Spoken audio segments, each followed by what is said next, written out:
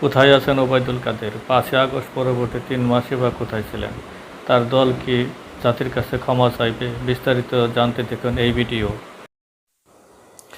আওয়ামী লীগ সরকারের ভুল প্রসঙ্গে ওবায়দুল কাদের বলেছেন, আমরা যখন দেশে এসে রাজনৈতিক কর্মকাণ্ড চালানোর পরিবেশ পাব, তখন ক্ষমা চাওয়া, ভুল স্বীকার করা বা অনুশোচনার বিষয় আসবে।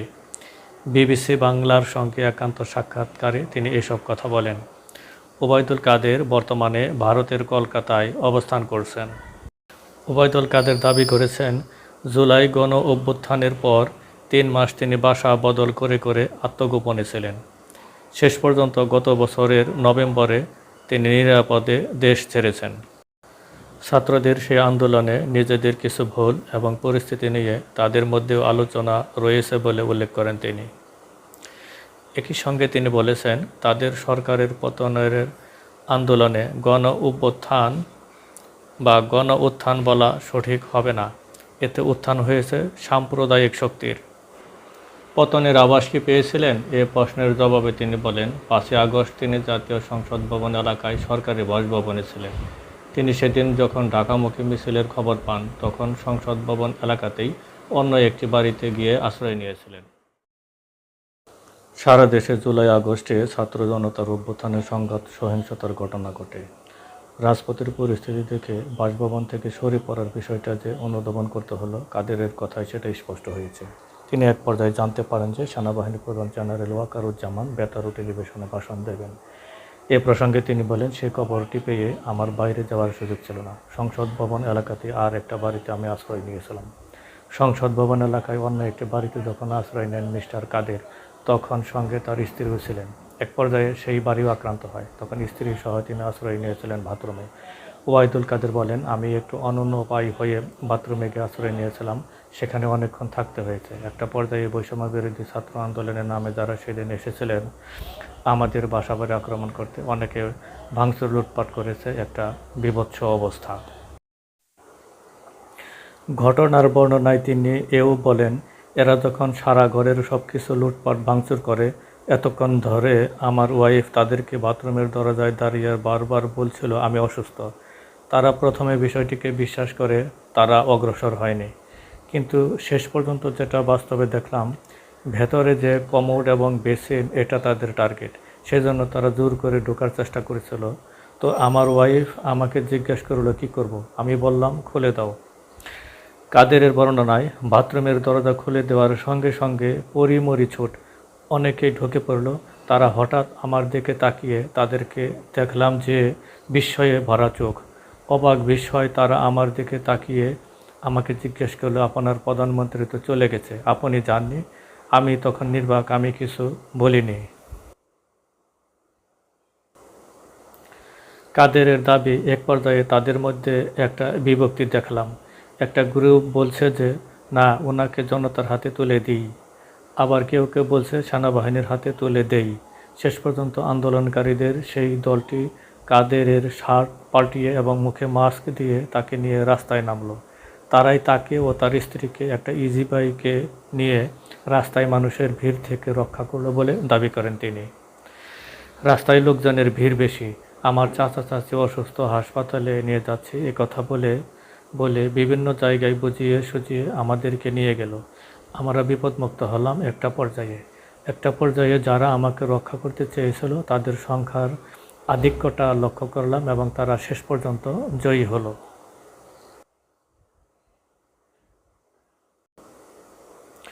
৫ অগাস্টের পর আওয়ামী লীগের বিভিন্ন পর্যায়ের নেতাদের দেশ ছেড়ে পালানোর বা গ্রেপ্তার হওয়ার নানা রকম খবর প্রকাশ হচ্ছিল।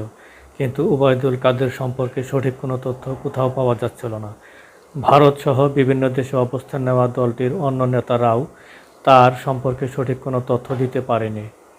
কাদেরও বলছেন, ভারত যাওয়ার আগে তার সঙ্গে তাদের দলের নেত্রী শেখ হাসিনা বা অন্য কারোর সঙ্গে তার যোগাযোগ ছিল না। কোনো যোগাযোগ ছিল না। সেখান থেকে আমি কোনো যোগাযোগের চেষ্টা করিনি। তখন আসলে আমার একটা কনসার্ন ছিল যে আমাকে ধরার জন্য বিভিন্ন জায়গায় তল্লাশি অভিযান চলছিল। আমাকে বারবার বাসা পরিবর্তন করতে হয়েছে। আমার ওখানে অ্যারেস্ট হওয়ার একটা ঝুঁকি আছে বলেন কাদের। তিনি আরও বলেন, আমাকে অনেকগুলো মেডিসিন নিতে হয়। আমার তো বাইপাস সার্জারি হয়েছিল, সেই কারণেই তখন এ ঝুঁকি নেওয়া আমার পক্ষে সম্ভব ছিল না। অনেকেই আমাকে প্রথম থেকেই দেশ ছাড়তে বলেছিল, কিন্তু আমি চেষ্টা করেছি দেশেই থাকার। 5 অগাস্টে সুপ্রিম কোর্টের বিচারপতি, সংসদের স্পিকার ও আওয়ামী লীগ সরকারের মন্ত্রী এমপিদের অনেকে এবং পুলিশসহ বিভিন্ন বাহিনীরও অনেকে ঢাকাসহ দেশের বিভিন্ন সেনানিবাসে আশ্রয় নিয়েছিলেন। ওবায়দুল কাদেরও দেশের কোনো একটি সেনানিবাসে আশ্রয় নিয়েছিলেন এমন আলোচনা গুঞ্জন ছিল। সে সময় আশ্রয় নেওয়াদের 626 জনের একটি তালিকা সম্প্রতি সেনাবাহিনীর পক্ষ থেকে প্রকাশ করা হয়। অবশ্য সেই তালিকায় ওবায়দুল কাদেরের নাম নেই। কাদের দাবি করেন, ক্যান্টনমেন্টে আশ্রয় নেওয়ার বিষয়টা তার ধারণায় ছিল না। তিনি বলেছেন, ক্যান্টনমেন্টে আশ্রয় নিতে হবে এরকম কোনো ধারণা আমার ছিল না। তখন আমি একটা প্রাইভেট বাড়িতে আশ্রয় নিয়েছিলাম। প্রথম 2 দিন বদল করে ছিলাম। ক্যান্টনমেন্টে গিয়ে আশ্রয় নিতে হবে এরকম চিন্তা আমি তখন করিনি। 5 আগস্টের আগের দিন রাতে 4 আগস্ট তৎকালীন প্রধানমন্ত্রী শেখ হাসিনার নেতৃত্বে সেই সরকারের উচ্চ পর্যায়ে বৈঠক হয়েছিল। ওই রাজনৈতিক পট পরিবর্তনের ইঙ্গিত দেওয়া হয়েছিল বিভিন্ন বাহিনী থেকে। এ ধরনের নানা আলোচনা রয়েছে বাংলাদেশের রাজনীতিতে। আসলে সেই বৈঠকে কী আভাস পাওয়া গিয়েছিল, কখন তারা আঁচ করতে পেরেছিলেন যে পরিস্থিতি তাদের পতনের দিকে নিয়ে যাচ্ছে? এ ব্যাপারে জানতে চাইলে ওবায়দুল কাদের বলেন, আভাস ইঙ্গিতটা অবশ্যই ছিল, তবে এটা নিয়ে নানা জনের নানা অভিমত ছিল। এটা আসলে কী ধরনের পরিস্থিতি সৃষ্টি করছে সেটা নিয়ে আইনশৃঙ্খলা বাহিনী, সেনাবাহিনী, তারপরে সিভিল ব্যুরোক্রেসি, আমাদের পার্টির এমপি, মিনিস্টার অনেকেই ছিলেন। এ ধরনের বিষয়ে আলোচনা হয়েছিল। তবে একেবারেই 5 আগস্টে যেভাবে একটা বিস্ফোরণের মতো পরিস্থিতি সৃষ্টি হয়েছিল অত্যন্ত অর্গানাইজড ওয়েতে, সেটা সেভাবে চিন্তা করা হয়নি। আমার মনে হয় ইন্টেলিজেন্স এই বাস্তবতাটাকে যথাযথভাবে বোঝাতে সক্ষম হয়নি।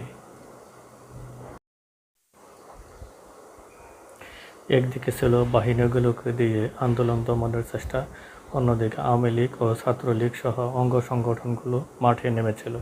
কিভাবে এসব সিদ্ধান্ত নেওয়া হয় সে সময় এ প্রশ্নে ওবায়দুল কাদের বাহিনীগুলোকে ব্যবহারের দায় চাপিয়েছেন স্বরাষ্ট্র মন্ত্রণালয়ের ওপর। তিনি বলেন, দেখুন, আইন প্রয়োগকারী সংস্থা তারা স্বরাষ্ট্রমন্ত্রীর অধীনেই কাজ করে এবং আমরা আমাদের দলীয়ভাবে আমাদের মূল দল, সহযোগী সংগঠন, আমরা সতর্কভাবে বিভিন্ন জায়গায় সংগঠিতভাবে প্রস্তুত থাকতে আমাদের নেতাকর্মীদের নির্দেশ দিয়েছি। এখানেই আমাদের পার্টিকে আক্রমণ করার চেষ্টা হয়েছে বারবার। এ সময় আমরা আমাদের পার্টিকে সতর্ক পাহারায় থাকতে বলেছি। আক্রমণ হলে তো প্রস্তুত থাকতে হবে, দাবি করেন কাদের। শেখ হাসিনা সহ দলটির নেতৃত্ব তাদের পতনের পেছনে ষড়যন্ত্রের কথা বলছে।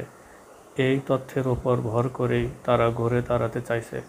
এখনো পর্যন্ত এমনটাই মনে হচ্ছে দলটির নেতাদের কথায়। তাদের এই অবস্থান নিয়ে সাধারণ মানুষের মাঝেও নেতিবাচক ধারণা তৈরি হয়েছে। প্রশ্ন উঠছে, তারা আসলে ভুল স্বীকার করবে কিনা বা ক্ষমা চাইবে কিনা। এ সম্পর্কে ওবায়দুল কাদেরের বক্তব্য হচ্ছে, একটা কথা আমি বলি আপনাকে, আমাদের মধ্যে চর্চা আছে, ঘটনার বিশ্লেষণে আমাদের ভূমিকা নিয়ে কথাবার্তা আছে। একই সঙ্গে তিনি বলেন, দেশের অভ্যন্তরে যখন শান্তি স্থিতি আসবে এবং আমরা দেশের মাটিতে রাজনীতি যখন করতে পারবো, রাজনৈতিক কর্মকাণ্ড যখন আমরা পরিচালনা করতে পারবো, যদি কোনো ভুল হয়ে থাকে মানুষকে নিয়ে আমাদের রাজনীতি, দেশের মানুষের কাছে ক্ষমা চাওয়ার বিষয়ে আমরা কখনো পিছিয়ে থাকতে প্রস্তুত নই। কাদের বলেন, ক্ষমা চাওয়ার বিষয় দেশের মাটিতে, দেশের বাইরে থেকে আমরা ক্ষমাটা চাইব কেমন করে? সব কিছুরই সূত্র হলো দেশ।